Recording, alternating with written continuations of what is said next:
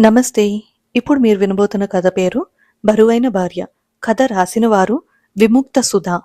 ఇక కథలోకి వెళితే, భారతదేశంలోకి స్మార్ట్ ఫోన్ వచ్చి 2 దశాబ్దాలైంది. ఒకప్పుడు ధనికులు మాత్రమే వాడే వస్తువు నేడు నిత్యావసరమైపోయింది.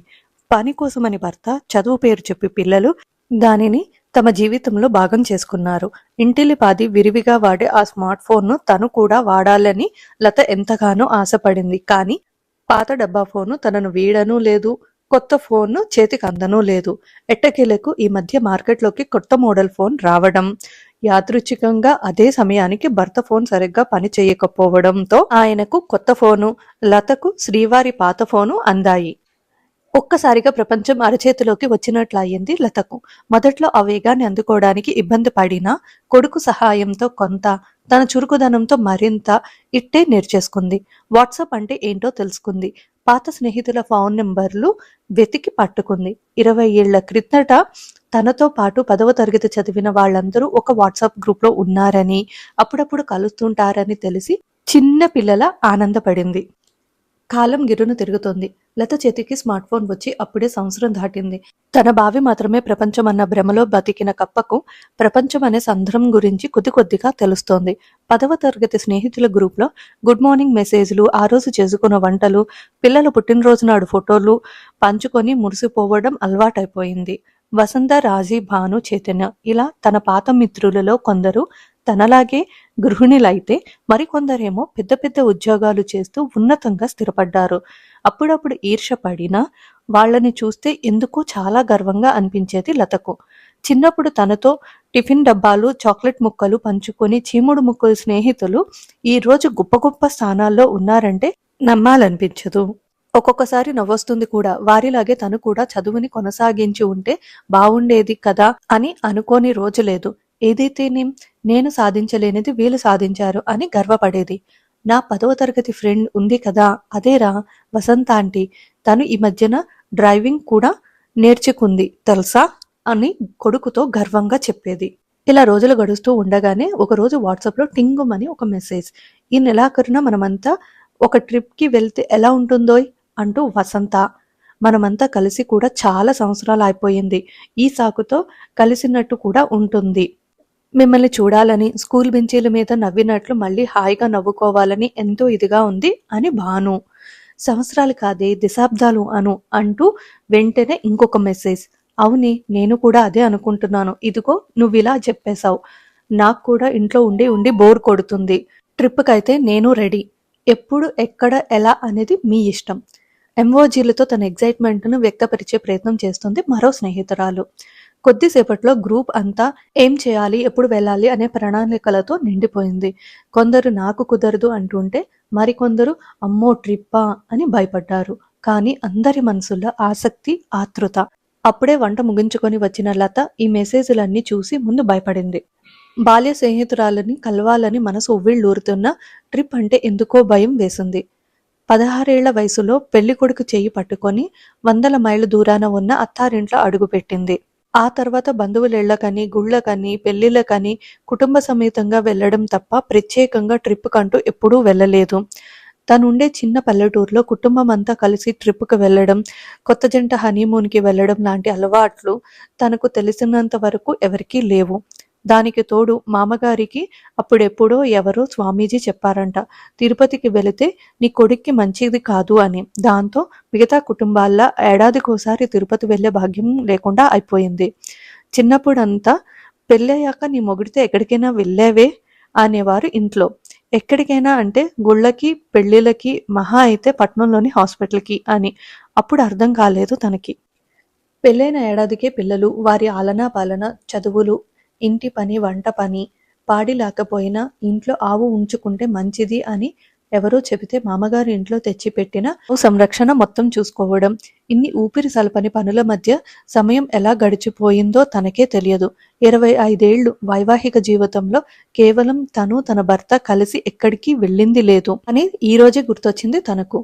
ఇక ఒంటరిగా వెళ్ళడం అంటే అమ్మో, కలలో కూడా జరగదు. ఆహా, జరగనివ్వరు. 2 రోజుల తర్వాత మళ్ళీ గ్రూప్లో మెసేజ్. ఈసారి రాజీ నుంచి. మనమంతా ఎక్కడికి వెళ్తే బాగుంటుందా అని నేను వసంత కలిసి చాలా ఆలోచించాం. చివరికి 2 ప్లేసులు మీ ముందు పెడుతున్నాం. ఎక్కువ మంది ఏది ఎంచుకుంటే అదే మన డెస్టినేషన్. ఎవరైనా రాలేదో మీకున్న కాస్త జిత్తు కూడా తెల్లగా అయిపోతుంది. ఇదే నా శాపం. మెసేజ్లోనే రాజీ ఆనందము ఆతృత కళ్ళకు కట్టినట్లు తెలుస్తోంది. 40 ఏళ్లు వచ్చినా గడుసుతనం మాత్రం తగ్గలేదు మా రాజీకి అనుకొని చిన్నగా నవ్వుకుంది లత. ఇంతకీ ఆ 2 ప్లేసులు ఏమిటో అని చూస్తే అప్పుడు కనిపించింది తను ఎప్పుడో మర్చిపోయిన తన గొంతెమ్మ కోరిక. చిన్నప్పటి నుంచి లతకు ఒక కోరిక ఉండిపోయింది. పెళ్ళయ్యాక దాని సంగతే మర్చిపోయింది. అప్పుడప్పుడు టీవీలో చూసి మురిసిపోవడం, ఎప్పుడైనా పేపర్లో కనిపిస్తే చింపి తన చీరల బీరువాలో దాచుకోవడం తప్ప పెద్దగా ఏం చేయలేకపోయింది. తనకు తెలిసిన వారి పిల్లకు పెళ్లి చేసి అత్తారింటికి విశాఖపట్నం పంపిస్తున్నారంటే సంబరపడిపోయింది. ఎప్పుడైనా ఆమె పుట్టింటికి వస్తే అడిగి తెలుసుకోవచ్చు కదా అని. ఇంతకీ ఆ గొంతెమ్మ కోరిక బీచ్ చూడ్డం. లతకు ఇప్పుడు 40 ఏళ్లు. కానీ ఇప్పటి వరకు ఆమె బీచ్ చూసింది లేదు. నిజంగా వెళితే నచ్చుతుందో లేదో కూడా తెలియదు. కానీ అదేంటో ఆ ఫ్యాసినేషన్ అలా ఉండిపోయింది. బహుశా సినిమాల ప్రభావమేమో, లేదా 8వ తరగతి తెలుగు పుస్తకాలలో సముద్రం గురించిన కవిత ప్రభావమో ఏమో మరి. కానీ బీచ్ చూడాలి, ఆ అలలతో ఆడుకోవాలి, ఆ నీళ్లు ఎందుకంత ఉప్పగా ఉంటాయో తెలుసుకోవాలి, ఆ ఇసుక ఎందుకంత మెత్తగా ఉంటుందో కనుక్కోవాలి. ఆమె గొంతెమ్మ కోరికలు. గ్రూప్లోని వారంతా కలిసి గోకర్ణ బీచ్ ఎంచుకున్నారు. కొందరైతే అప్పుడే షాపింగ్ కూడా మొదలు పెట్టేశారు. వసంత రాజీ అందరికీ మరీ చెప్పారు ఎలాగైనా సరే రావాలి అని. అప్పుడప్పుడు దగ్గరలో ఉన్న 2-3 కలవడం తప్ప అందరూ కలిసింది లేదు. ఒకవేళ నిజంగా ఈ ట్రిప్ అనుకున్నట్లు జరిగితే స్నేహితులను కలిస్తే ఆ ఊహే ఎంతో కొత్తగానూ ఉత్సాహంగానూ ఉంది.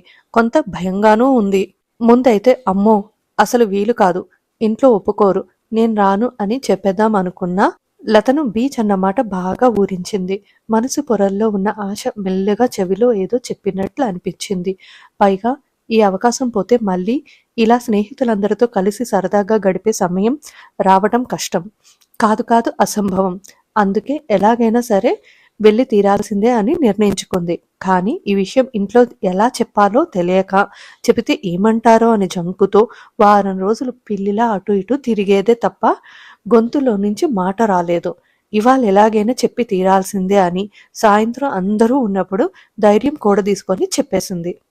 ససేమిరా కుదరదని చెప్పేశారు ఇంట్లో వాళ్ళంతా. చివరికి 9వ తరగతి చదువుతున్న చిన్న కొడుకుతో సహా. ఇదేంటి కొత్తగా? అయినా ఆ దిక్కుమాలిన ఫోను నీకు ఇచ్చుండాల్సింది కాదు. ఇప్పుడు చూడు, ఎవరో ఫ్రెండ్స్ ఊళ్ళు తిరుగుతున్నారని నీవు తిరుగుతా అంటున్నావు. అయినా అంత దూరం ఆడవాళ్ళు ఒక్కలు వెళ్తారా? మతుండే మాట్లాడుతున్నావా? ముందే రోజులు బాగోలేవు. చిన్నోడికి ప్రాజెక్ట్ వర్క్ ఉంది, మర్చిపోయావా? నాకు కూడా ఆఫీస్లో ముఖ్యమైన పనులున్నాయి. అమ్మ ఆరోగ్యం సంగతి ఏంటి? ఆవిడికి మందులు ఇవ్వకపోయినా పర్వాలేదు అనేనా నీ ఉద్దేశం? అయినా 2 రోజులు నీ పాటికి నువ్వు వెళ్ళిపోతే ఇంట్లో వంట సంగతి? అసలు ఇదంతా ఆలోచించే మాట్లాడుతున్నావా లత? నీ ఫ్రెండ్స్ అంటే డబ్బున్నోళ్ళు, ఎన్నైనా చెప్తారు. 10 మంది నౌకర్లను పెట్టుకొని ఊళ్ళన్నీ తిరిగొస్తారు. వాళ్లను చూసి నువ్వు కూడా అలాంటి ఆలోచనలు పెట్టుకోకు. విసురుగా ఆఫీస్కు వెళ్ళిపోయాడు రఘు. తనకు మారు మాట్లాడే అవకాశం కూడా ఇవ్వలేదు. కొడుకు కూడా అమ్మెందుకు అమ్మలా ఉండటం లేదు, ఈ కొత్త అలవాట్లు స్నేహాలు ఏంటో అన్నట్టుగా చూసి స్కూలుకి వెళ్ళిపోయాడు. అత్తయ్య గొనుగుడు సరే సరి. వారం పాటు అంతా ముభావంగానే ఉన్నారు. చివరకు నెలాఖరు రానే వచ్చింది. శుక్రవారం సాయంత్రం ఆఫీసు నుంచి వచ్చిన రఘుకి ఇల్లెందుకో నిశ్శబ్దంగా అనిపించింది. లత కోసం చూస్తుంటే ఆమె రాసిన లేఖ టీపాయ్ మీద కనిపించింది. కట్టలు తెంచుకున్న వస్తున్న కోపాన్ని అణుచుకొని చదవడం మొదలుపెట్టాడు. ప్రియమైన శ్రీవారికి, ఇలా మీకు లెటర్ రాయాలని ఎన్నిసార్లు అనుకున్నానో తెలుసా? మన పెళ్ళైన కొత్తలో సినిమాల్లో లాగా మీకు ప్రేమలేఖ రాద్దామనుకునేదాన్ని. కానీ మళ్ళీ మీరు ఏమనుకుంటారో, అత్తయ్య వాళ్ళు చూస్తే తిడతారేమో అని మిన్నకుండిపోయాను. ఇన్నాళ్లకి ఇలా రాయాల్సి వస్తుందని అనుకోలేదు. మొన్న నేను స్నేహితులను కలవటానికి వెళ్తా అని చెప్పినప్పుడు మీ పాటికి మీరు తిట్టి వెళ్ళిపోయారు. కనీసం నేను చెప్పేది వినిపించుకోవడానికి కూడా ప్రయత్నించలేదు. నేను ఎప్పుడు మాట్లాడినా నా నోరు మూయించడానికి మీరే గట్టిగా అరిచేసి వెళ్ళిపోతారు. మీరు ఆఫీస్లో పనిచేసి అలసిపోయి ఇంటికి వస్తున్నట్టే నేను కూడా ఇంట్లో పనంతా చేసి అలసిపోతాను. అయినా కూడా చిన్నోడు స్కూల్ నుంచి రాగానే వాడి తిండి, వాడి హోంవర్క్లు, ప్రాజెక్ట్ వర్క్లు అన్నీ దగ్గరుండి చూస్తున్నాను. ఎప్పుడు ఎన్ని మార్కులు వచ్చాయని అడగడమే తప్ప ఏ రోజైనా వాడి ప్రాజెక్ట్ వర్క్లో సహాయం చేశారా? పిల్లలు నా బాధ్యత మాత్రమే కాదండి, మన బాధ్యత. అత్తయ్యకు వయసు వల్ల వచ్చే మధుమేహం, కీళ్ళ నొప్పులే తప్ప మిగతా విషయాల్లో ఆరోగ్యంగానే ఉన్నారు. ఆ విషయం మీకు కూడా తెలుసు. 2 రోజులు నేను లేకుండా స్వయంగా మాత్రలు వేసుకోగలరు. మరీ ఇబ్బందైతే మీరు దగ్గరుండి కొంచెం చూసుకోండి. ఎప్పుడు ఏం వేసుకోవాలో డబ్బాలో ఉంచి పైన రాశాను కూడా. పక్కింట్లో పనిచేసే లక్ష్మికి చెప్పాను. ఈ 2 రోజులు తను వచ్చి వండి పెడుతుంది. పర్యవేక్షించటానికి అత్తయ్య ఎలాగో ఉన్నారు. ఎప్పుడూ నా వంటను మాట వరుసకైనా మెచ్చుకోని మీరు 2 రోజులు నేను వండి పెట్టకపోతే కుటుంబమంతా ఆకలితో చస్తారేమో అన్నట్లు అరవడం కొంచెం నవ్వు తెప్పించిందంటే నమ్మండి. అయినా నా స్నేహితుల గురించి మీరు అంత తక్కువ చేసి మాట్లాడతారని, కించపరుస్తారని నేను అస్సలు అనుకోలేదు. భర్త మీద ఆధారపడకుండా సొంత కాళ్ల మీద నిలబడి సంపాదిస్తున్నారనా? లేక మీకంటే ఎక్కువ సంపాదన ఉందనా? లేదంటే వాళ్ళ సాన్నిహిత్యం వలన నేనెక్కడ మీ మాట జవదాటుతానోనని భయపడుతున్నారా? 2-3 నెలలుగా గమనిస్తూనే ఉన్నాను. నేను ఎప్పుడో ఒకసారి ఫోన్లో మాట్లాడినా విసుక్కుంటూ చూస్తారు. చిన్నోడితో కలిసి నా మీద, నా స్నేహితుల మీద కుళ్ళు జోకులు వేసి నవ్వుకుంటారు. టైంకి అన్ని పనులు పూర్తి చేసి పెడుతున్నా కూడా అస్తమానం ఆ ఫోన్లో ఏంటి అని ఎద్దేవా చేస్తారు. సాయంత్రం ఆఫీసు నుండి వచ్చినప్పటి నుండి మీరు కూడా అదే ఫోను, ఫేస్బుక్ ఆలోకంలోనే ఉంటారు కదా. కనీసం పిల్లాడితో స్కూల్ గురించి కూడా మాట్లాడరు. ఏం జరుగుతుందో కనుక్కోరు. అన్నీ చూసుకోవడానికి లత ఉంది కదా అని నమ్మకం. ఏదైనా అంటే అలసిపోయి వచ్చాను, నన్ను రెస్ట్ తీసుకొనియు అంటారు. మరి నా అలసట సంగతి? ఎన్నోసార్లు బిజినెస్ మీటింగ్స్ అని, ఫ్రెండ్స్తో ట్రిప్ అని అకస్మాత్తుగా వెళ్ళిపోయేవారు. ఒక్కొక్కసారి అక్కడికి వెళ్ళాక తీరికగా పని మీద వచ్చానో 2 రోజుల్లో వస్తాను అని చెప్పేవారు. 2 రోజులు కాస్త 4 రోజులు అయ్యేవి. పని కాస్త స్నేహితులతో, కొలీగ్స్తో ట్రిప్స్ అయ్యేది. అయినా నేను ఆనందపడ్డానే తప్ప ఏనాడు మిమ్మల్ని చూసి అసూయపడలేదు. తిరిగొచ్చాక మీరు అక్కడ అలా ఉంది, ఇలా ఉంది అని చెప్తుంటే విని సంబరపడ్డాను. మీరు వెళ్తే నాకు చెప్తారు. నేను వెళ్తే మాత్రం మిమ్మల్ని అడగాలి. కనీసం నెల ముందే అడగాలి. అది పుట్టింటికైనా సరే. మిమ్మల్నే కాదు, అత్తయ్యని, చివరికి కొడుకుని కూడా అడిగి మీ అందరి అనుమతితో, అంగీకారంతో వెళ్ళాలి. భార్య భర్త సగం సగం అనే దాంపత్యంలో 40 ఏళ్లు వచ్చినా అనుమతి లేనిదే అడుగు బయట పెట్టడానికి వీలు లేదంటే ఓ రకంగా ఇందులో నా తప్పు కూడా ఉంది. 9వ తరగతి చదివే కొడుక్కి వంట నేర్పకపోవడం, తన పనులు తాను చూసుకునేలా పెంచకపోవడం నా తప్పే.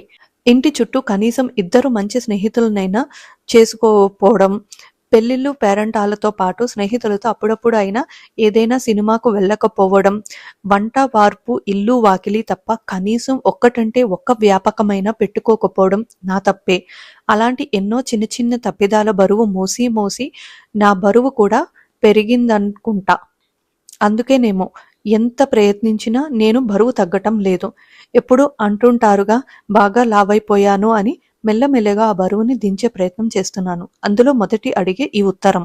ప్రేమతో మీ బరువైన శ్రీమతి. విపరీతమైన కోపంతో ఉత్తరం చదవడం మొదలుపెట్టిన రఘు తెలియకుండానే ఆలోచనలో పడ్డాడు. బహుశా ఆలోచన కూడా అంటువ్యాధి లాంటిదేమో.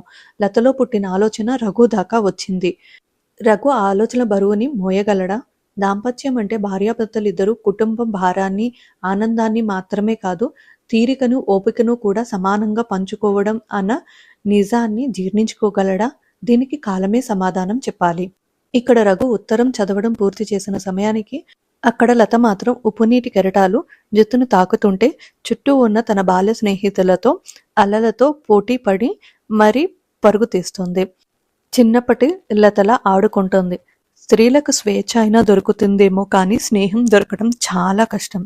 అలాంటి అపురూపమైన స్నేహాన్ని, ఆ స్నేహితులను గట్టిగా పట్టుకొని గుండెలకు హత్తుకొని 40 ఏళ్లలో 20 ఏళ్లలా ఆడుకుంటున్నారు.